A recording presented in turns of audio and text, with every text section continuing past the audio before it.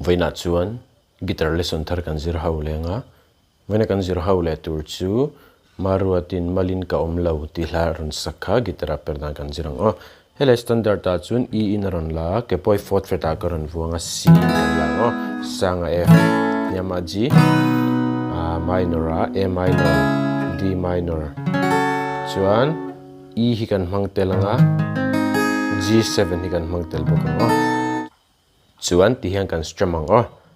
down down up down up ti khan o down down up up chuan a chang a verse le intro vela khan G a khan ron lut zewa G a lu zeu khan strumming pattern kha chete in ron thla ka tena kalang o C a khan down down up down up khawoi ni na kwalanga down down up down up voi khat voi hi F voi khat down down up kan ti zon nu khan up down la khan G a kan lutang o down down up down ti khan o na na na na na na na na na na na ana kaldon ni cha ti khan ala pung pui kan strum anga